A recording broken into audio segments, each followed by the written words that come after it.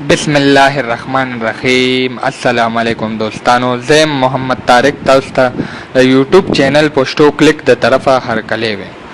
نن زموږ ټاپک دی چې موږ څنګه کولی شو د فیسبوک پروفایل زموږ خل کم وزټ کوي، نو د هغې باره کې معلومات اخیستلو دپاره دا ویډیو د اول نه تر اخره پورې وګورئ، تاسو ته به فایده وشي انشاءالله. ښه جي راځئ ویډیو ته.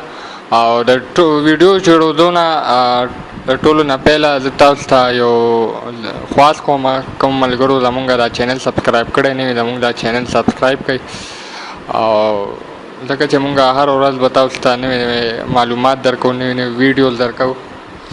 او راځو ویډیو ته خپل ته چې موږ څنګه کولی شو. موبایل ته به راشو، چې پلی سټور ته به راشو. پلی سټور به ګلو کو، دا یو ایپ دی موږ سره. د دې اپ دا کمال دی چې موږ به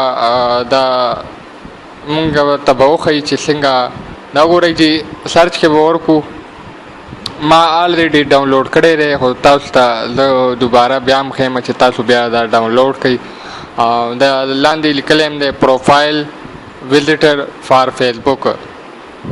دا خو ډېر اپلیکیشن دی، خو دا چې کم دا درې نښې دي پکې دا شین غونډه کې دی، ما آلریډي انسټال کړی دی. دا تاسو یاد ساتئ، لږ دا مفید دی ځکه ما استعمال کړی دی، ما ته پته ده چې دا ټیک دی، نو تاسو هم دا استعمال کوئ نو تاسو ته به پته ولګي. دا لیکلی هم دي او دا ګورئ 4.6 ریټ دی.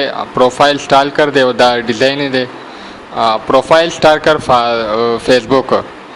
او دا به زه اوپن کوم، ما آلریډي ډاونلوډ کړی دی، خو چې تاسو ډاونلوډ کړئ نو دې کې به تاسو نه دارنګې مینیو به نه راځي. پهله به تاسو نه چې کوم دی جیمیل آی ډي غواړي او بیا به دا کولاویږي، نو دا دی سرچنګ کېږي. لګیا سرچنګ وشو چې دا سرچنګ به ډېر ټایم هلي. او دا وګورئ چې زموږ پروفایل چې کوم ملګري دي د هغې تصویران یې راوښکل چې کوم زموږ وزټ کړي دي، او دا به ټایم لږ هلي.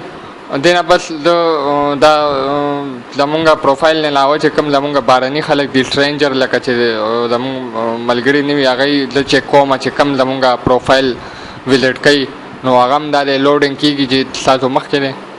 مونږ ته به اوس وښایي چې مونږ بهرني کم خلک دي، لکه مونږ نه پېژنو، مونږ سره فرینډ نه وي او هغه زمونږ پروفایل وزټ کړي، نو هغه به مونږ ته اوس وښایي. دا وګورئ چې دې کې 3 کسان به تاسو ښایي او زیات ځکه نه ښایي چې هغه بیا پرو کې ورکوي. پرو کې هغه بیا قیمت باندې بس ورکوي، په پیسو باندې کېږي. چې دا وګورئ چې لاندې نور هم پکې راوښکلی شي، خو هغه تاسو ته بیا په پیسو باندې درکوي. دا ایډس پکې راځي، دا به کټ کوئ. او زموږ لپاره دا دریم ډېرې دي، او بس دا معلومات دي دا فری ورکوي. چې دا وګورئ چې دا یو خوا ستاسو فرینډز به ښایي، فرینډز به تاسو ته ټول ښایي چې کم تاسو وزټ کوئ، او کم چې بهرني خلک وي هغه به 3. امید لرم چې دې ویډیو نه به تاسو ته فایده حاصله شوي. یوټیوب کې لایک کوئ، شیر کوئ، کمنټ کوئ. انشاءالله نوې ویډیو سره به حاضرېږم. د الله په امان جي.